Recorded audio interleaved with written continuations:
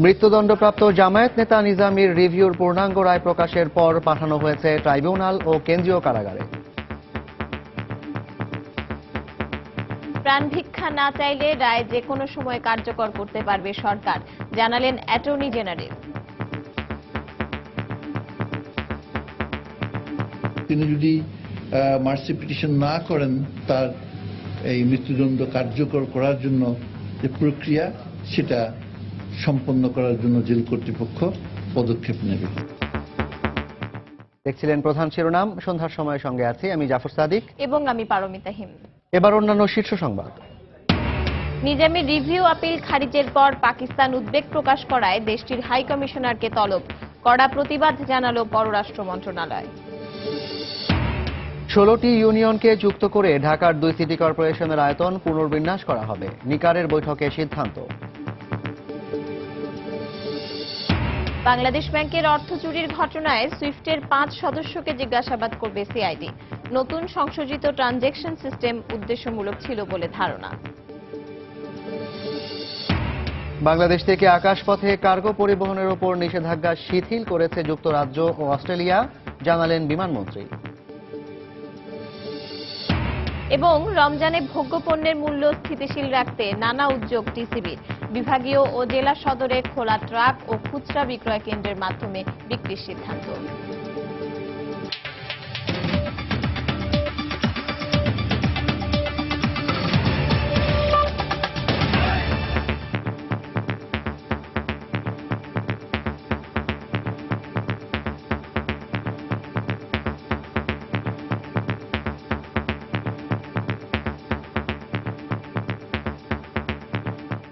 মানবতা বিরোধী অপরাধে মৃত্যুদণ্ডপ্রাপ্ত জামায়াত নেতা নিজামীর রিভিউয়ের পূর্ণাঙ্গ রায় প্রকাশের পর ট্রাইব্যুনাল ও কেন্দ্রীয় কারাগারে পাঠানো হয়েছে। দুপুরে প্রধান বিচারপতি সহ আপিল বিভাগের 4 বিচারপতির স্বাক্ষর শেষে এই রায় প্রকাশ করা হয়। এরপর বিকেলে রায়ের কপি প্রথমে পাঠানো হয় ট্রাইব্যুনালে, পরে রায়টি ট্রাইব্যুনালের বিচারপতিদের পর্যবেক্ষণের পর পাঠানো হয় কেন্দ্রীয় কারাগারে। এদিকে রায়ের কপি কেন্দ্রীয় কারাগারে পৌঁছানোর পর তা পড়ে শোনানো হবে নিজামীকে। পরে প্রাণভিক্ষার আনুষ্ঠানিকতা শেষে রায় কার্যকরের চূড়ান্ত প্রক্রিয়া শুরু করবে কারা কর্তৃপক্ষ। গত বৃহস্পতিবার নিজামীর রিভিউ আবেদন খারিজ করে সর্বোচ্চ শাস্তি ফাঁসির আদেশ বহাল রাখেন আপিল বিভাগ।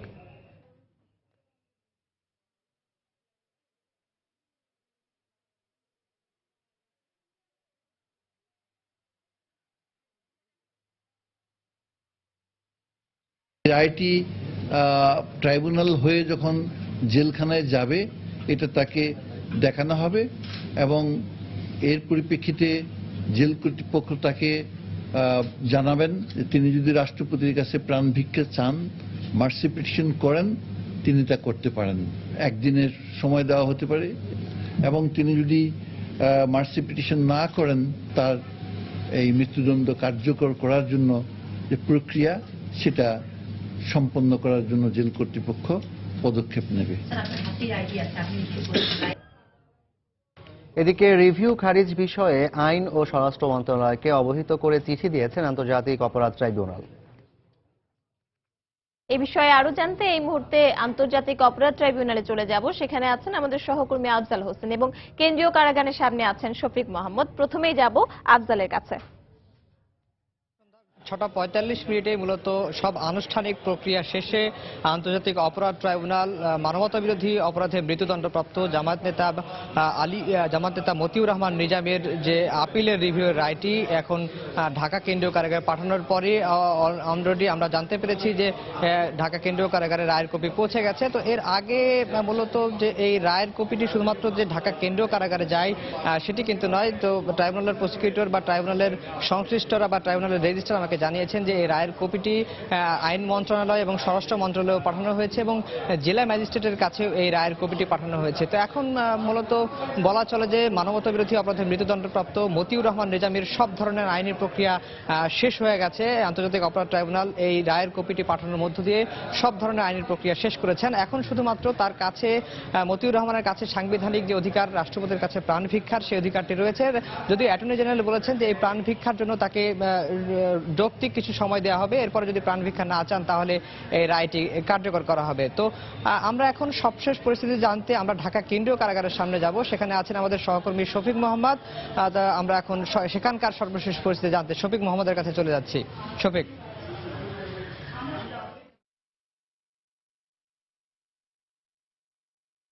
আপনাকে ধন্যবাদ। আপনি জানেন যে কেন্দ্রীয় কারাগারের সামনে কিন্তু কিছুক্ষণ আগেই যে আন্তর্জাতিক যুদ্ধাপরাধ ট্রাইব্যুনাল থেকে যে রায়ের কপি পাঠানো হয়েছে তা কিছুক্ষণ আগেই কিন্তু 1 থেকে 2 মিনিট আগেই কিন্তু এই কেন্দ্রীয় কারাগারে এসে পৌঁছেছে এবং আমরা দেখেছি যেমনটা জানতে পেরেছি কেন্দ্রীয় আন্তর্জাতিক যুদ্ধাপরাধ ট্রাইব্যুনালের ডেপুটি রেজিস্ট্রার কেশব রায় তিনি দুটি ফাইলের মধ্যে করে অর্থাৎ লাল ফাইলের মধ্যে করে সেই রায়ের কপি দুটি নিয়ে এসেছে কেন্দ্রীয় কারাগারে। কিছুক্ষণ আগেই কিন্তু একটি মাইক্রোবাসে করে এসেছে এবং সেই মাইক্রোবাসটি কিন্তু পুলিশ প্রহরায় এই কেন্দ্রীয় কারাগার চত্বরে এসেছে। এবং আরেকটি কথা যদি আমি আপনাকে জানাই যে কেন্দ্রীয় কারাগারের সামনে কিন্তু ব্যাপক পরিমাণ আইন শৃঙ্খলা বাহিনীর সদস্যদের নিয়োজিত করা হয়েছে।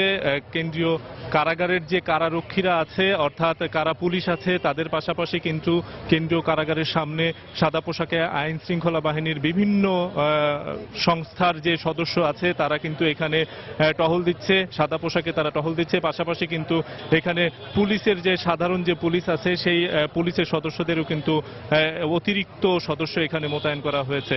এবং এর আগে কিন্তু আপনি জানেন যে গত বৃহস্পতিবারে পারমিতা আপনাকে জানাই বৃহস্পতিবার কিন্তু হচ্ছে যে আপিল বিভাগের সুপ্রিম কোর্টের আপিল বিভাগে অর্থাৎ প্রধান বিচারপতির কাছে যে আবেদনটি পুনঃ যে মানবতা বিরোধী অপরাধের যে জামায়াতের আমির মতিউর রহমান নিজামীর যে মৃত্যুদণ্ডের রায় দেওয়া হয়েছিল সেই রায়টি কিন্তু আপিল বিভাগেও কিন্তু সেই মৃত্যুদণ্ডের রায় বহাল রাখা হয় এবং তারপরে সেই রায়টিকে রিভিউয়ের জন্য মানবতা বিরোধী অপরাধী যে মৃত্যুদণ্ডপ্রাপ্ত জামায়াত নেতা মতিউর রহমান নিজামীর আইনজীবীরা কিন্তু সেখান থেকে সেটি হচ্ছে পুনঃশুনানির জন্য আবেদন করেন এবং সেই আবেদনের পরিপ্রেক্ষিতে কিন্তু তারপরে যে সিদ্ধান্তটি নেওয়া হয় সেটি হচ্ছে যে প্রধান বিচারপতির নেতৃত্বে 4 সদস্যের যে বেঞ্চ সেই বেঞ্চটি রিভিউয়ের কিন্তু খারিজ করে দেন। তো আমরা একটু কথা বলার চেষ্টা করি। আমরা দেখতে পাচ্ছি যে রায়ের কপিটি এসেছিল সেই রায়ের কপিটি নিয়ে আসলে যে ট্রাইব্যুনাল থেকে যারা এসেছিলেন তারা কিন্তু কিছুটা কথা বলার চেষ্টা করেছে। আমার মনে হয় সেই সুযোগটি আমরা এখন পাবো না। আর যাই হোক তারপরেও আমরা পরবর্তীতে আপনাদেরকে জানিয়ে দেওয়ার চেষ্টা করব যে আসলে তারা কি বললেন। আমরা দেখলাম যে গাড়িটিতে করে যেই রায়ের কপিগুলো নিয়ে আসা হয়েছিল সেই গাড়িটি কিন্তু আবার যে কেন্দ্রীয় কারাগার সেই কেন্দ্রীয় কারাগার এলাকা থেকে বেরিয়ে গেছে। তো আপনাকে যেটা জানি যে আজকে কিন্তু প্রধান বিচারপতি যে আপিল বিভাগের যে রায়টি দেওয়া হয়েছিল সেটি খারিজ করে দেওয়া হয়। পুনঃশুনানির যে আবেদনটি করা হয়েছিল জামাতের মতিউর রহমান নিজামীর পক্ষ থেকে সেটি কিন্তু খারিজ করে দেওয়ার পরে কি জামাত আন্তর্জাতিক যুদ্ধাপরাধ ট্রাইব্যুনাল যে জামাত নেতা মতিউর রহমান নিজামীর যে আবেদনটি যে রায়টি দেওয়া হয়েছিল আন্তর্জাতিক যুদ্ধাপরাধ ট্রাইব্যুনাল থেকে যে মৃত্যুদণ্ডের রায় দেওয়া হয়েছিল সেই রায়টি কিন্তু থাকলো এবং এরপরে যে আনুষ্ঠানিকতাটি আছে যে এই রায়ের যে সিদ্ধান্ত সেই সিদ্ধান্তটি জানানো হবে হচ্ছে মতিউর রহমান নিজামীকে এবং তারপরে কিন্তু রাষ্ট্রপতির কাছে ক্ষমা চাওয়া বা ক্ষমা না চাওয়ার যে বিষয়টি সেই বিষয়টি আসবে। তো এখন পর্যন্ত কেন্দ্রীয় কারাগারের সামনে থেকে এই ছিল আমার কাছে সর্বশেষ খবর। পারমিতা, চলে যাচ্ছে আপনার কাছে। কেন্দ্রীয় কারাগারের সামনে থেকে জানাচ্ছিলেন সহকর্মী শফিক মোহাম্মদ এবং তার আগে আমরা শুনছিলাম আন্তর্জাতিক অপরাধ ট্রাইব্যুনাল থেকে আমাদেরকে জানাচ্ছিলেন সহকর্মী আফজাল হোসেন এবং নিজামীর ফাঁসির রায়ের যে রায় সেটি ট্রাইব্যুনাল থেকে কেন্দ্রীয় কারাগারে পৌঁছেছে কিছুক্ষণ আগে আমরা দেখছিলাম এবং আর যে আনুষ্ঠানিকতাগুলো বাকি আছে সে সম্পর্কে বলছিলেন আমাদের সহকর্মীরা। এদিকে যুদ্ধাপরাধের দায়ে মৃত্যুদণ্ডপ্রাপ্ত জামায়াত নেতা মতিউর রহমান নিজামীর রিভিউ আপিল খারিজ হয়ে যাওয়ায় পাকিস্তান সরকার উদ্বেগ প্রকাশ করায় দেশটির হাই কমিশনারকে তলব করে কড়া প্রতিবাদ জানিয়েছে পররাষ্ট্র মন্ত্রণালয়। পররাষ্ট্র সচিব জানান পাকিস্তানের হাই কমিশনার সুজা আলমকে সতর্ক করে দিয়ে বলা হয়েছে এ ধরনের বক্তব্য অগ্রহণযোগ্য। শুক্রবার পাকিস্তানের পররাষ্ট্র মন্ত্রণালয়ে এক বিবৃতিতে বলা হয় জামায়াত নেতা নিজামীর মৃত্যুদণ্ড বহাল থাকায় তারা উদ্বিগ্ন। এ বিষয়ে বিভিন্ন আন্তর্জাতিক মানবাধিকার সংস্থাগুলোর প্রতিক্রিয়াও তারা নজরে রাখছে। এছাড়া যুদ্ধাপরাধ বিষয়ে 1974 সালে করা চুক্তির প্রসঙ্গটিও তারা বিবৃতিতে উল্লেখ করে। এরই পরিপ্রেক্ষিতে আজ বাংলাদেশের পররাষ্ট্র মন্ত্রণালয়ের পক্ষ থেকে সুজা আলমকে তলব করা হয়। এর আগেও একাধিকবার সুজা আলমকে ডেকে সতর্ক করে পররাষ্ট্র মন্ত্রণালয়। দেখছেন সন্ধ্যার সময়। 16টি ইউনিয়নকে যুক্ত করে ঢাকার 2 সিটি কর্পোরেশনের আয়তন পুনর্বিন্যাস করার সিদ্ধান্ত নিয়েছে সরকার। এর ফলে রাজধানীর আয়তন বেড়ে দ্বিগুণ হবে। দুপুরে সচিবালয়ে প্রধানমন্ত্রী শেখ হাসিনার সভাপতিত্বে নিকারের বৈঠকে এ সিদ্ধান্ত হয়। এছাড়া বৈঠকে চট্টগ্রামের পটিয়ার অধীন কর্ণফুলী থানাকে উপজেলা হিসেবে ঘোষণা করা হয়েছে। এর আগে মন্ত্রিসভার নিয়মিত বৈঠকে ক্যাডেট কলেজ আইন 2016 এর খসড়া ও সংক্রামক রোগ প্রতিরোধ, নিয়ন্ত্রণ ও নির্মূল আইন নীতিগত অনুমোদন দেওয়া হয়। মেগাসিটি ঢাকা 400 বছরের পুরনো এ শহরে সময়ের সাথে পাল্লা দিয়ে বেড়েছে মানুষ, প্রয়োজনের তাগিদে নগরীর পরিধিও বেড়েছে সেই সাথে। সোমবার সচিবালয়ে প্রশাসনিক পুনর্বিন্যাস সংক্রান্ত জাতীয় বাস্তবায়ন কমিটি নিকারের সভায় ঢাকার আশেপাশের 16টি ইউনিয়নকে সিটি কর্পোরেশনের অন্তর্ভুক্ত করার সিদ্ধান্ত নেওয়া হয়। 16টি ইউনিয়নের মধ্যে ঢাকা উত্তর সিটি কর্পোরেশনে 8টি ও দক্ষিণ সিটি কর্পোরেশনে 8টি নিয়ে রাজধানীর নতুন আয়তন পুনর্বিন্যাস করা হবে। মন্ত্রিসভার বৈঠক ও নিকার বৈঠক শেষে সংবাদ সম্মেলনে একথা জানান মন্ত্রিপরিষদ সচিব। ঢাকা মহানগরের চারিপাশে 16টা ইউনিয়ন আছে, আপনারা জানেন। এই 16টা ইউনিয়নকে মার্জ করে দেওয়া হয়েছে ঢাকা উত্তর এবং দক্ষিণ সিটি কর্পোরেশনের সাথে। 8টা উত্তরে 8টা দক্ষিণে। এখন ধরলে 129 বর্গ কিলোমিটারের মতো ঢাকা শহরের সাইজ, এটা বেড়ে 270 বর্গ কিলোমিটার মতো হয়ে যাবে, ডাবলেরও বেশি। সচিব আরো জানান, রাজধানীর বাইরে চট্টগ্রামে পটিয়ার অধীন কর্ণফুলী থানাকে 490তম উপজেলা করা হয়েছে। মন্ত্রিপরিষদের বৈঠকে ক্যাডেট কলেজ আইন 2016 এর খসড়া ও সংক্রামক রোগ প্রতিরোধ, নিয়ন্ত্রণ ও নির্মূল আইন নীতিগতভাবে অনুমোদন দেওয়া হয়। বর্তমানে যে 12টি ক্যাডেট কলেজ আছে সেগুলোর পরিচালনা যেভাবে হয় সেটাকেই বাংলায় রূপান্তর করা হয়েছে। 64 সালের দি ক্যাডেট কলেজ অর্ডিন্যান্স 1964 নামে একটি আইন ছিল, ওই আইনকে অনুসরণ করে এ পর্যন্ত চলে আসছে। আইনটি যেহেতু পাকিস্তান আমলের এবং এর মধ্যে কিছু বিষয় ছিল যেটা তখনকার আমলের পাকিস্তান গভর্নমেন্টের রেফারেন্স রয়ে গেছে এখানে, এইসব কারণে এই আইনটাকে বাংলায় করে নিয়ে আসা হয়েছে। এদিকে রাজধানীর আয়তন বাড়ানোর সিদ্ধান্তকে স্বাগত জানিয়ে দক্ষিণের মেয়র সাইদ খোকন বলেন, নাগরিক সেবা নিশ্চিতে পরিকল্পিতভাবে কাজ করা হবে। মূল রাজধানীতে যে সমস্ত সেবা আমরা প্রদান করে থাকি সেই একই সেবা কিভাবে প্রদান করতে পারি সেগুলো নিয়ে আমাদের চিন্তা ভাবনার ডিটেলস করতে হবে। বিষয়টা খুব বড় একটা বিষয়, খুব স্মল বিষয় না। এক বাক্যেটাকে আসলে শেষ করা সম্ভব নয়। আমার সময়ের প্রয়োজন, আমার ভাবনার প্রয়োজন। আমাদেরকে বসে আলাপ আলোচনা করে পরিকল্পিতভাবে সেই এলাকাটাকে আমরা গড়ে তুলতে চাই। ইজাজ শৌমিক, সময় সংবাদ, ঢাকা। এদিকে 16টি ইউনিয়নকে সিটি কর্পোরেশনের অন্তর্ভুক্ত করার সিদ্ধান্তে এসব এলাকার বাসিন্দারা উচ্ছ্বাস প্রকাশ করেছেন। তারা আশা প্রকাশ করেছেন এর ফলে রাস্তাঘাট নির্মাণ, গ্যাস, পানির সুবিধা দেওয়া সহ অন্যান্য নাগরিক সেবা দ্রুত নিশ্চিত হবে। ইউনিয়ন ভিত্তিক ছিল, এখন সিটিতে ফলাইছে, ঠিক আছে। এখন আমাদের সমস্যা, অনেকই সমস্যা, গ্যাস নাই, পানি নাই, বিদ্যুৎ নাই, সবই সমস্যা, রাস্তাঘাটও নাই। আমরা খুবই অবহেলিত। আমাদের এইগুলাই হলে আমরা খুবই খুশি। সিটির ভিতরে নেওয়ার যে সব জিনিস আমাদের সুযোগ সুবিধা থাকার দরকার, ওগুলো আসলে নাই। রাস্তাঘাট, গ্যাস, এই আমরা চাই। আমরা দেখ সরকার সুযোগ দেখ, আবার সরকার যেমন চায় তা করো। রাজধানীর পল্টন থানায় নাশকতার মামলায় বিএনপির মহাসচিব মির্জা ফখরুল ইসলাম আলমগীরের জামিন মঞ্জুর করেছেন আদালত। সকালে ঢাকা মহানগর হাকিম মারুফ হোসেনের আদালত শুনানি শেষে জামিন মঞ্জুর করেন। এর আগে সকাল 10:30টার দিকে আদালতে আত্মসমর্পণ করেন বিএনপির এই নেতা। বিএনপির হরতাল অবরোধ চলাকালে পল্টনে গাড়ি ভাঙচুর ও পেট্রোল বোমা নিক্ষেপের অভিযোগে নাশকতার এই মামলাটি দায়ের করেন পল্টন থানা পুলিশ। এছাড়া রাজধানীর শাহজাহানপুরে থানার অপর এক নাশকতার মামলায় মির্জা ফখরুল, আমানুল্লাহ আমান সহ বিএনপির 23 নেতাকর্মীর বিরুদ্ধে চার্জ গঠনের জন্য আগামী 1 জুন দিন ধার্য করেছেন আদালত।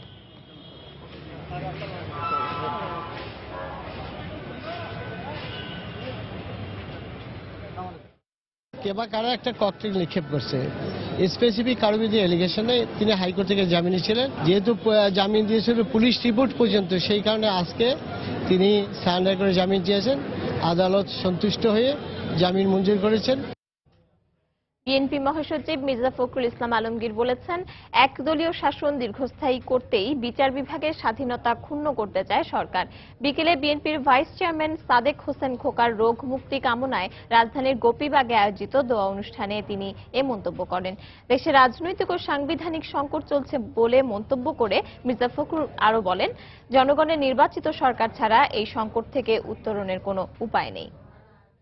বিচার বিভাগ তারা যখন তাদের স্বাধীনতাকে রক্ষা করবার জন্য তারা রায় দিচ্ছেন, তখন পার্লামেন্ট সেখানে তাদের বিরোধিতা করছে, কারণ তারা ওই একদলীয় শাসন ব্যবস্থায় প্রতিষ্ঠা করতে চায়।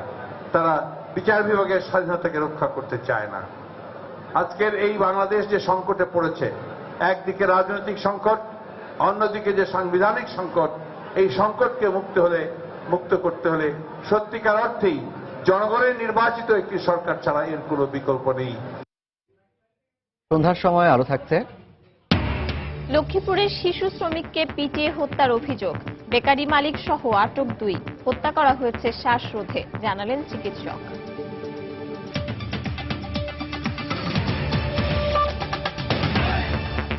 তাই তো সবাই বলে শিল্পাল্লার দিন শেষ, মেগা ডিজিটাল স্কেলে বাংলাদেশ। বাংলাদেশ ব্যাংকের অর্থ চুরির ঘটনায় সুইফটের 5 সদস্যকে জিজ্ঞাসাবাদ করবে পুলিশের অপরাধ তদন্ত বিভাগ সিআইডি। এজন্য এরই মধ্যে সিআইডি বাংলাদেশ ব্যাংকের মাধ্যমে সুইফটের সঙ্গে যোগাযোগ করেছে। সিআইডি বলছে, রিজার্ভ চুরির 3 মাস আগে সুইফটের প্রকৌশলীরা বাংলাদেশ ব্যাংকের সুইফট মেসেঞ্জিং প্ল্যাটফর্মের সঙ্গে নতুন যে ট্রানজ্যাকশন সিস্টেমের সংযোজন করেছিলেন তার উদ্দেশ্য নিয়ে সন্দেহ করার যথেষ্ট কারণ রয়েছে। বিশ্বের বেশিরভাগ দেশের কেন্দ্রীয় ব্যাংকের আন্তর্জাতিক নিরাপদ লেনদেন সেবাদানকারী প্রতিষ্ঠান সুইফট 2015 সালের মাঝামাঝি বাংলাদেশ ব্যাংকের রিজার্ভ চুরির 3 মাস আগে সুইফটের প্রকৌশলীরা ব্যাংকটির সুইফট মেসেজিং প্ল্যাটফর্মের সাথে নতুন একটি ট্রানজ্যাকশন সিস্টেম সংযোজন করেন। সিআইডির অনুসন্ধান বলছে, এ সময় বাংলাদেশ ব্যাংক ও সুইফটের মধ্যে যে বোঝাপড়া ছিল তার বাইরেও কিছু কাজ করেছেন প্রকৌশলীরা। তারা প্রথমবারের মতো রিয়েল টাইম গ্রস সেটেলমেন্ট সিস্টেমের সাথে সুইফটের নেটওয়ার্ক সংযুক্ত করে যায়। এ তৎপরতাকে অপরাধমূলক মনে করেই সুইফটের 5 প্রকৌশলীকে জিজ্ঞাসাবাদের জন্য ডেকেছে সিআইডি। ক্রিমিনাল ইন্টেনশনের বিষয়ে প্রশ্ন করার মতো যথেষ্ট উপাত্ত আমাদের কাছে আছে। ইন্ডিভিজুয়াল যে একটা দায় দায়িত্ব নির্ধারণের ব্যাপারটা আসবে, কে আসলে জড়িত, কতটুকু জড়িত, আমরা প্রাথমিকভাবে 5 জনের একটা নামের তালিকা বাংলাদেশ ব্যাংককে দিয়েছি। আমরা জানি তারা তাদেরকে কনভিউ করেছে। সিআইডি আরো জানিয়েছে, রিজার্ভ চুরির ঘটনায় মিশরের কায়রোর একটি আইপির সম্পৃক্ততা পাওয়া গেছে। এ ঘটনায় এরই মধ্যে সেখানকার এক নারীকে জিজ্ঞাসাবাদ ও বেশ কিছু কম্পিউটার সরঞ্জাম জব্দ করেছে মিশরীয় পুলিশ। সেসব কম্পিউটার সরঞ্জামের ফরেনসিক বিশ্লেষণ করতে ইন্টারপোল ও এফবিআই এর সহায়তায় মিশরে যাওয়ার কথা ভাবছে সিআইডি। ইজিপ্টে একটা আইপি আছে। এখন আমরা কিন্তু অধীর আগ্রহে অপেক্ষা করছি তারা আমাদেরকে তথ্যটা দেবেন, এটাকে তাদের নিজের দেশের না অন্য দেশের, এবং কিভাবে তারা লিঙ্কড হলেন, কেন বাংলাদেশ ব্যাংকের একটা সার্ভার থেকে 5ই ফেব্রুয়ারি ঘটনা যখন চলছিল হ্যাকিংটা, ঠিক সেই সময়ে ওই আইপিতে একটা নোটিফিকেশন গেল। সিআইডি আরো জানিয়েছে, সম্প্রতি ইন্টারপোলের 6 সাইবার ফরেনসিক বিশেষজ্ঞের সঙ্গে যৌথভাবে কাজ করার ফলে রিজার্ভ চুরির বিষয়ে চতুর্থ একটি দিকও তাদের সামনে এসেছে। ওমর ফারুক, সময় সংবাদ, ঢাকা। আসন্ন রমজানে নিত্য প্রয়োজনীয় ভোগ্যপণ্যের মূল্য স্থিতিশীল রাখতে নানা উদ্যোগ নিয়েছে trading corporation of Bangladesh TCB. রমজানের আগেই সারা দেশে নিজস্ব ডিলার ছাড়াও বিভাগীয় ও জেলা সদরে 174টি ট্রাক এবং নিজস্ব 10টি খুচরা বিক্রয় কেন্দ্রের মাধ্যমে মসুর ডাল, চিনি, ছোলা, ভোজ্য তেল ও খেজুর বিক্রি করবে টিসিবি। তবে বাজারে কিছু পণ্যের দাম ঊর্ধ্বমুখী হওয়ায় ক্যাবের মতে বাজার নিয়ন্ত্রণে এখনই টিসিবিকে সক্রিয় হতে হবে। হাজিরা শিউলের রিপোর্ট।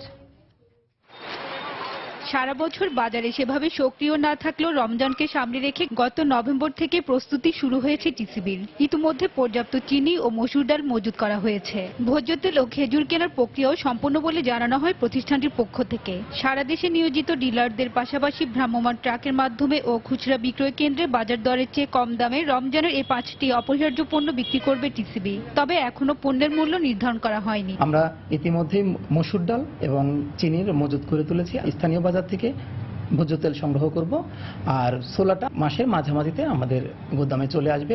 স্থানীয় বাজার থেকে আমরা খেজুরটা সংগ্রহ করে ডিলারদের মাধ্যমে দেব। সারা দেশে আমাদের 2952 জন ডিলার আছে। ডিলারের মাধ্যমে এবং 174টি খোলা ট্রাক ও 10টি নিজস্ব খুচরা বিক্রয় কেন্দ্রের মাধ্যমে আমাদের এই পণ্য বিক্রি করব। শেষ রমজান পর্যন্ত আমাদের পণ্য বিক্রয় কার্যক্রমটা চলমান থাকবে। ভোক্তা অধিকার সংগঠন ক্যাবের মতে কৌশল পরিবর্তন করে ব্যবসায়ীরা আগেভাগেই কিছু পণ্যের দাম বাড়িয়ে দিচ্ছে। তাই দেরি না করে খুব দ্রুত টিসিবিকে সক্রিয় হতে হবে। যেহেতু সরকারের চাপে থাকে ব্যবসায়ীরা, তারা রোজার সময় মূল্যটা বৃদ্ধি না করে সম্ভবত স্ট্র্যাটেজি চেঞ্জ করে আগেই দাম বাড়ানোর প্রচেষ্টা নিয়েছে। কয়েকটা পণ্যের যেগুলির মূল্য রোজার সময় খুব বাড়ে, চাহিদার বা রোজার সময় বাড়ে একটু ঊর্ধ্বমুখী, আমরা মনে করি তা হলো টিসিবি যে মজুদ গড়ে তুলেছে সেই মজুদটা নিয়ে বাজারের যে ইন্টারভেনশন, যে বাজারে যে হস্তক্ষেপ, তা একটু আগে করতে হবে। টিসিবির পণ্য খোলা বাজারে বিক্রি রোধে মাঠ পর্যায়ে স্থানীয় প্রশাসনকে নজরদারি পরামর্শ দিয়েছেন বাজার বিশ্লেষকরা।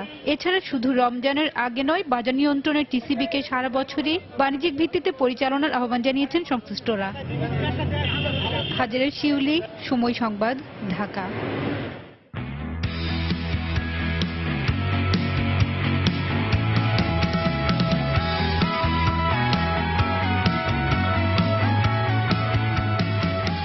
ঢাকা প্রিমিয়ার লিগ ক্রিকেটের খবর। ফতুল্লায় খান সাহেব ওসমান আলী স্টেডিয়ামে চলতি লিগে প্রথম হারের স্বাদ পেল প্রাইম দোলেশ্বর। 59 রানে ভিক্টোরিয়া স্পোর্টিং ক্লাবের কাছে হেরেছে নাদিফ চৌধুরীর দল। আরেক ম্যাচে মিরপুর শেরি বাংলা জাতীয় ক্রিকেট স্টেডিয়ামে বৃষ্টি আইনে আবাহনীকে 21 রানে লিজেন্ডস অফ রূপগঞ্জ এবং বিকেএসপিতে প্রাইম ব্যাংক ক্রিকেট ক্লাবকে 7 রানে হারিয়েছে ব্রাদার্স ইউনিয়ন। ফতুল্লায় টস হেরে ব্যাটিংয়ে নামে নাদিফ চৌধুরীর ভিক্টোরিয়া স্পোর্টিং ক্লাব। শুরুতে ফজলে রাব্বিকে হারালেও দলের হাল ধরেন মমিনুল হক এবং আব্দুল মজিদ। দুজনের অবিচ্ছিন্ন জুটিতে আসে 168 রান। আউট হবার আগে 104 রানের ইনিংস খেলেন মমিনুল হক। 2 বছর পর ঘরোয়া লিগে সেঞ্চুরি পেলেন মমিনুল। তবে 6 রানের জন্য সেঞ্চুরির আক্ষেপ নিয়ে প্যাভিলিয়নে ফেরেন মজিদ। দুজনের সুবাদে 270 রানের বড় সংগ্রহ পায় ভিক্টোরিয়া। প্রাইম দোলেশ্বরের হয়ে 3 উইকেট নেন পেসার আলামিন হোসেন। 271 রানের টার্গেট সামনে রেখে ব্যাট করতে নেমে বিপর্যয়ে পড়ে প্রাইম দোলেশ্বর। রকিবুল হাসানের অর্ধশতকের উপর ভর করে 211 রানে থামে প্রাইম দোলেশ্বর। ফলে 59 রানের জয় তুলে নেয় ভিক্টোরিয়া। আর লিগে প্রথম হারের স্বাদ নিয়ে মাঠ ছাড়ে প্রাইম দোলেশ্বর।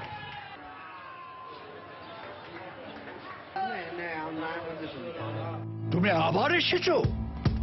স্যার, আপনি একটু কনসিডার করলে আমার 100% মার্কসের রেকর্ডটা হয়ে যায়। 100% চাও? জি স্যার। আমার কাছে বারবার ফিরে এসে কোনো লাভ নেই। ফিরতে হলে রবিতে ফিরে যাও। যা রিচার্জ করবে যতবার করবে 100% বোনাস পাবে। আন্ডারস্ট্যান্ড? দোস, আরো পাবি 9 টাকায় 1 জিবি ইন্টারনেট। আর যে কোনো অপারেটরে কথা বলবি 1 পয়সা পার সেকেন্ড আজীবন। বাংলাদেশ থেকে আকাশপথে কার্গো পরিবহনের উপর নিষেধাজ্ঞা শিথিল করেছে যুক্তরাজ্য ও অস্ট্রেলিয়া। এর ফলে এখন থেকে বাংলাদেশ বিমান সহ কয়েকটি এয়ারলাইন্স শাহজালাল আন্তর্জাতিক বিমানবন্দর থেকে তৃতীয় দেশ হয়ে যুক্তরাজ্য ও অস্ট্রেলিয়ায় পণ্য পরিবহন করতে পারবে। দুপুরে সচিবালয়ের সংবাদ সম্মেলনে বেসামরিক বিমান পরিবহন ও পর্যটন মন্ত্রী রাশেদ খান মেনন সাংবাদিকদের একথা জানান। এ সময় তিনি বলেন, সরাসরি কার্গো পরিবহনের বিষয়টি ACC 3 রিপোর্টের উপর নির্ভর করবে। এদিকে বাংলাদেশ থেকে অস্ট্রেলিয়ায় কার্গো পরিবহনের ক্ষেত্রে তৃতীয় দেশে পুনরায় স্ক্রিনিং করতে হবে বলেও জানান মন্ত্রী। শাহজালাল আন্তর্জাতিক বিমানবন্দরের পর চট্টগ্রাম শাহ আমানত আন্তর্জাতিক বিমানবন্দর এবং সিলেট ওসমানী বিমানবন্দরেও কার্গো নিরাপত্তা নিশ্চিত করতে সার্বিক ব্যবস্থা নেওয়া হবে বলে জানান তিনি। গত 5 মে তারিখে হযরত শাহজালাল আন্তর্জাতিক বিমানবন্দরের কার্গো ফিলেজে RA3, এটা হচ্ছে EU aviation security validated regulated agency হিসেবে মর্যাদা লাভ করে। RA3 ফলে আমাদের বিমান লুফথানসা এবং ইতিহাদ এই 3টি সকল মালামাল পরিবহন করতে পারবে। তবে ডাইরেক্ট ফ্লাইট টু লন্ডন সেটা ACC 3 উপর নির্ভরশীল। অস্ট্রেলিয়া আকাশপথে কার্গো আমদানির ক্ষেত্রে যে নিষেধাজ্ঞা আরোপ করেছিল অস্ট্রেলিয়া সরকার তা শিথিল করেছে। এখন থেকে বাংলাদেশ থেকে কার্গো অস্ট্রেলিয়া যেতে পারবে। তবে এই বাংলাদেশে এইটি মধ্যবর্তী যে স্টেশন সমূহ আছে সেখানে রিস্ক্রিনিং করতে হবে। লক্ষ্মীপুরে এক বেকারি মালিকের বিরুদ্ধে শিশু শ্রমিককে পিটিয়ে হত্যার অভিযোগ উঠেছে। সকালে নিহত শিশুর লাশ উদ্ধার করা হয়। এ ঘটনায় মামলা দায়েরের পর দুজনকে গ্রেফতার করেছে পুলিশ। এদিকে নিহতের শরীরে জখমের চিহ্ন রয়েছে বলে জানিয়েছেন চিকিৎসকরা। লক্ষ্মীপুর প্রতিনিধি মোহাম্মদ মাহবুবুল আলম ভূঁইয়ার পাঠানো তথ্য ও ছবি নিয়ে ডেস্ক রিপোর্ট। সোমবার সকালে লক্ষ্মীপুর সদর উপজেলার রামকৃষ্ণপুরের এই ভবনের আনন্দ পেস্ট্রি শপ নামক বেকারি থেকে উদ্ধার করা হয় দক্ষিণ মাগুরি গ্রামের আবুল কালামের ছেলে আলাউদ্দিনের লাশ। স্বজনদের অভিযোগ, বেকারিতে কাজ শুরুর পর থেকেই আলাউদ্দিনকে নানা অজুহাতে মারধর করত বেকারির মালিক নাছির উদ্দিন ও অন্যান্য শ্রমিকরা। সবশেষ রোববার তাদের বেধড়ক মারধরেই তার মৃত্যু হয়। পরে আলাউদ্দিন আত্মহত্যা করেছে বলে পরিবারকে জানিয়ে পালিয়ে যায় তারা। খবর পেয়ে নিহতের লাশ উদ্ধার করে লক্ষ্মীপুর সদর হাসপাতাল মর্গে পাঠায় পুলিশ। ওকে প্রায় সময় মারধর করতো, আমাদের কাছে এসে বলতো আমরা ওদেরকে ওখানে যা মানা করছি যে ওকে মারধর করেন না, ও ছোট মানুষ। আমার মাসুম ভাইজাটা মাত্র 13 বছর বয়স, 3 লোকে মারে, তারপরে কারখানা থেকে তালা মারে ভাগছে। আমার বাইরে যারা নির্মমভাবে হত্যা করেছে আমরা তাদের বিচার চাই। হাসপাতালের চিকিৎসকরা জানিয়েছেন নির্যাতনের কারণেই শিশু আলাউদ্দিনের মৃত্যু হয়েছে। পোস্টমর্টমে যেটা দেখা গেছে যে তার শরীরে বিভিন্ন রকমের জখমের চিহ্ন আছে। আর যে বিষয়টা বলা হচ্ছিল যে সে আত্মহত্যা করছে, আসলে আমাদের কাছে মনে হয়নি যে সে আত্মহত্যা করছে। এদিকে এই ঘটনায় সোমবার বিকেলে বেকারির মালিক সহ 3 জনের নাম উল্লেখ করে চন্দ্রগঞ্জ থানায় মামলা করেছেন নিহতের বাবা। মামলা রেকর্ড করার পরে 2 জনকে গ্রেপ্তার করতে সক্ষম হই এবং অন্যদের গ্রেপ্তার করার জন্য আমরা অভিযান অব্যাহত আছে, মামলা তদন্ত চলতেছে। নিহত আলাউদ্দিন 5 ভাই বোনের সবার ছোট। সময় সংবাদ, লক্ষ্মীপুর। নারায়ণগঞ্জে সেপটিক ট্যাঙ্ক পরিষ্কার করতে গিয়ে গ্যাসের বিষক্রিয়ায় 3 শ্রমিকের মৃত্যু হয়েছে। অসুস্থ অপর 7 জনের মধ্যে 5 জনকে ঢাকা মেডিকেলে ভর্তি করা হয়েছে। দুপুরে ফতিল্লার ধর্মগঞ্জ এলাকায় এ দুর্ঘটনা হয়। স্থানীয়রা জানান, একটি কারখানার সেপটিক ট্যাঙ্ক পরিষ্কার করছিল 10 শ্রমিক। এ সময় বিষাক্ত গ্যাসে তারা অসুস্থ হয়ে পড়েন। তাৎক্ষণিকভাবে তাদেরকে উদ্ধার করে নারায়ণগঞ্জ 300 শয্যা বিশিষ্ট হাসপাতালে নেওয়া হলে 2 জনকে মৃত ঘোষণা করেন চিকিৎসকরা। আশঙ্কাজনক অবস্থায় 6 জনকে ঢাকা মেডিকেলে স্থানান্তর করা হয়। পরে সেখানে চিকিৎসাধীন অবস্থায় আরও 1 জনের মৃত্যু হয়।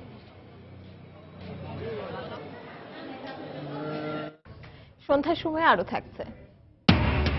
আইপিএলে দুর্দান্ত পারফর্ম করায় এবার বিগ ব্যাশে ডাক পাচ্ছেন কাটার মাস্টার মুস্তাফিজ। দলে নিতে আগ্রহ দেখিয়েছে 6টি দল।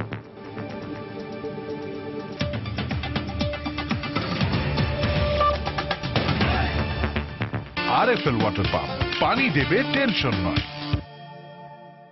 26শে মে থেকে 9 জুন পর্যন্ত অনলাইন ও মোবাইল ফোনের মাধ্যমে দেশের সব সরকারি ও বেসরকারি কলেজে একাদশ শ্রেণীতে ভর্তির আবেদন নেওয়া হবে এবং 18 থেকে 30শে জুন পর্যন্ত শিক্ষার্থীরা ভর্তি হতে পারবে বলে জানিয়েছেন শিক্ষামন্ত্রী নুরুল ইসলাম নাহিদ। বিকেলে সচিবালয়ে শিক্ষামন্ত্রী সাংবাদিকদের এই কথা বলেন। চলতি বছর শিক্ষার্থীরা 10টি কলেজকে পছন্দের তালিকায় রাখতে পারবে বলেও জানান তিনি। গতবারও অনলাইনে আবেদন নিয়েছিলাম এবং আমরা বলেছিলাম যে 5টা কলেজের নাম দিয়ে তারা আবেদন করতে পারবে। তবে পরিবর্তনটা হচ্ছে এইখানে 5টা কলেজের পরিবর্তে মোট 10টা কলেজের অপশন দিতে পারবেন। তার জন্য সুবিধাটা বেড়ে গেল। অনলাইনে করলে 150 টাকা এই 10টার জন্য বা যটাই করেন তার জন্য, আর SMS করলে 120 টাকা। 18 জুন থেকে 30 জুন পর্যন্ত ভর্তির তারিখ নির্ধারণ থাকবে। লেট ফি দিয়ে 10 তারিখ থেকে 20 তারিখ পর্যন্ত জুলাই মাসে আমরা ভর্তি নেব। খাদ্যমন্ত্রী অ্যাডভোকেট কামরুল ইসলাম বলেছেন, সজীব ওয়াজেদ জয়ের বিরুদ্ধে অভিযোগ প্রমাণ করতে না পারলে জাতির কাছে জবাবদিহি করতে হবে বেগম খালেদা জিয়াকে। বিকেলে এক অনুষ্ঠানে তিনি এই মন্তব্য করেন। আওয়ামী লীগ সভানেত্রী ও প্রধানমন্ত্রী শেখ হাসিনার স্বামী পরমাণু বিজ্ঞানী প্রয়াত ডক্টর ওয়াজেদ মিয়ার 7ম মৃত্যুবার্ষিকী উপলক্ষে বঙ্গবন্ধু এভিনিউতে কেন্দ্রীয় কার্যালয়ে মিলাদ মাহফিলের আয়োজন করে দক্ষিণ ঢাকা মহানগর আওয়ামী লীগ। এতে অংশ নেন ঢাকা উত্তর মহানগরের সাধারণ সম্পাদক সাদেক খান, দক্ষিণের সাধারণ সম্পাদক শাহে আলম মুরাদ সহ মহানগরের নেতাকর্মীরা। মিলাদ মাহফিলে প্রয়াত ডক্টর ওয়াজেদ মিয়ার বিদেহী আত্মার শান্তি কামনা করে দোয়া করা হয়। মিলাদের আগে এক আলোচনা সভায় খাদ্যমন্ত্রী অভিযোগ করেন, নিজের মামলা থেকে বাঁচতেই জয়ের বিরুদ্ধে মিথ্যাচার করছেন বেগম জিয়া। বেগম খালেদা জিয়ার যখন দুর্নীতির মামলা আজকে একেবারে চূড়ান্ত প্রমাণের দিকে, নিষ্পত্তির দিকে এগিয়ে যাচ্ছে, তার সন্তানের মামলা, এই খুনের মামলা, 21 আগস্ট ট্রেনের হত্যার মামলা যখন চূড়ান্ত নিষ্পত্তির দিকে যাচ্ছে, বেগম খালেদা যখন বুঝতে পারছেন যে এই মামলায় তার ভবিষ্যৎ কি হবে, তার সন্তানের ভবিষ্যৎ কি, যখন তিনি অনুধাবন করতে পারছেন, তখন তিনি আজকে সজীব ওয়াজেদ জয়ের এই চরিত্র হরণের জন্য, চরিত্রকে হননের জন্য, চরিত্রে কালিমা লেপনের জন্য আজকে মিথ্যাচার করছেন। আমি স্পষ্ট বলতে চাই, যেই অভিযোগ তিনি করছেন, যে মিথ্যাচার তিনি করছেন, তার জবাব তাকেই দিতে হবে, তার প্রমাণ তাকেই করতে হবে। যদি না করতে পারেন, তার জবাব জাতির কাছে তাকে জবাবদিহি করতে হবে। সন্ত্রাস দমনে বাংলাদেশ, ভারত ও যুক্তরাষ্ট্র একসাথে কাজ করবে বলে জানিয়েছেন মার্কিন রাষ্ট্রদূত মার্শা ব্রুম বার্নিকার্ড। বিকেলে পররাষ্ট্র মন্ত্রণালয়ে বাংলাদেশের নিরাপত্তা নিয়ে পররাষ্ট্র সচিব শহীদুল হকের সঙ্গে বৈঠক শেষে সাংবাদিকদের ব্রিফ করেন তিনি। সন্ত্রাস দমনে বরাবরের মতোই বাংলাদেশের পাশে থাকবে যুক্তরাষ্ট্র। সেক্ষেত্রে ভারত ও বাংলাদেশের সাথে আমরা একযোগে কাজ করব, কেননা সন্ত্রাসবাদ শুধু এক দেশের সমস্যা নয়, সারা বিশ্বেরই সমস্যা।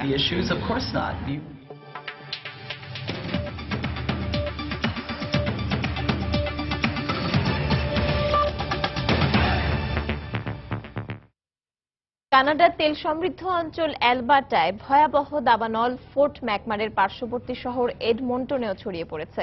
আগুন নিয়ন্ত্রণে দমকল কর্মীরা টানা 8 দিন ধরে জোর চেষ্টা চালিয়ে গেলেও ঝোড়ো হাওয়ার কারণে ক্রমেই এর পরিধি বাড়ছে বলে জানিয়েছে কর্তৃপক্ষ। গত কয়েকদিনে সর্বগ্রাসী এই আগুনে ফোর্ট ম্যাকমারে শহরের 20 ভাগ বাড়িঘর ধ্বংস হয়ে গেছে বলে জানায় স্থানীয় প্রশাসন। ফলে শহরটি ছেড়ে যাওয়া 1 লাখেরও বেশি অধিবাসীর শিগগিরই ফেরা সম্ভব হবে না বলে আশঙ্কা করছেন তারা। একদিকে আগুন ছড়িয়ে পড়া ঠেকানো ও অন্যদিকে দুর্গত এলাকা থেকে অধিবাসীদের নিরাপদে সরিয়ে নিতে বেশ হিমশিম খেতে হচ্ছে উদ্ধারকারীদের। এদিকে অ্যালবার্টা প্রদেশের দাবানল পার্শ্ববর্তী স্যাসকাচুয়ান প্রদেশেও ছড়িয়ে পড়তে পারে বলে আশঙ্কা করা হচ্ছে।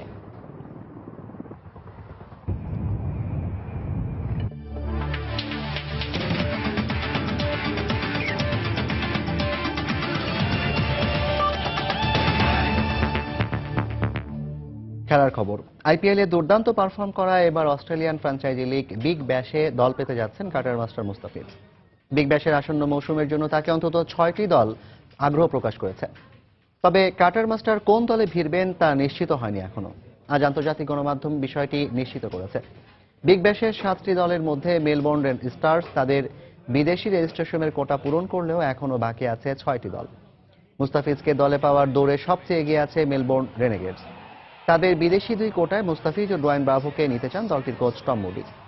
এদিকে সিডনি সিক্সার্সও ওত পেতে আছে মুস্তাফিজকে দলে টানতে। এছাড়াও এই তালিকায় আছেন সিডনি থান্ডার ও পার্থ স্কচার্সের নামও। মুস্তাফিজ বিগ ব্যাশে নাম লিখালে সাকিব আল হাসানের পর তিনি হবেন দ্বিতীয় বাংলাদেশি। আইপিএলের এবারের আসরে এখন পর্যন্ত 9 ম্যাচ খেলে 13 উইকেট নিয়েছেন মুস্তাফিজ।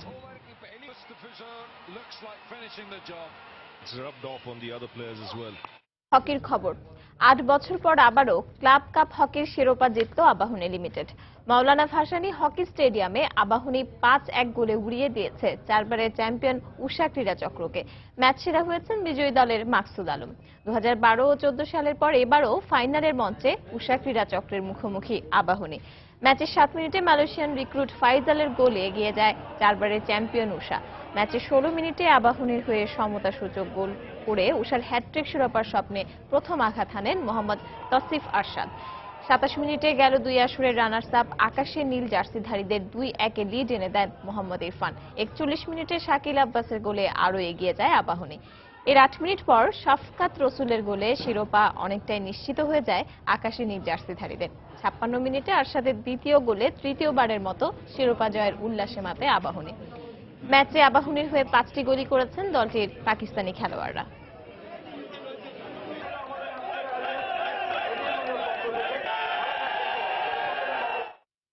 সন্ধ্যার সময় এই পর্যায়ে শীর্ষ সংবাদগুলো জানিয়ে দিচ্ছি আরেকবার। মৃত্যুদণ্ডপ্রাপ্ত জামায়াত নেতা নিজামীর রিভিউর পূর্ণাঙ্গ রায় পাঠানো হলো কেন্দ্রীয় কারাগারে। প্রাণ ভিক্ষা না চাইলে রায় যে কোনো সময় কার্যকর, জানালেন অ্যাটর্নি জেনারেল। নিজামীর রিভিউ আপিল খারিজের পর পাকিস্তান উদ্বেগ প্রকাশ করায় দেশটির হাই কমিশনারকে তলব, কড়া প্রতিবাদ জানালো পররাষ্ট্র মন্ত্রণালয়।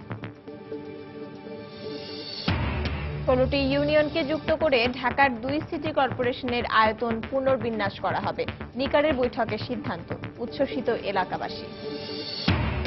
বাংলাদেশ ব্যাংকের অর্থ চুরির ঘটনায় সুইফটের 5 সদস্যকে জিজ্ঞাসাবাদ করবে সিআইডি। নতুন সংযোজিত ট্রানজ্যাকশন সিস্টেম উদ্দেশ্যমূলক ছিল বলে ধারণা। এবং রমজানে ভোগ্যপণ্যের মূল্য স্থিতিশীল রাখতে নানা উদ্যোগ টিসিবির।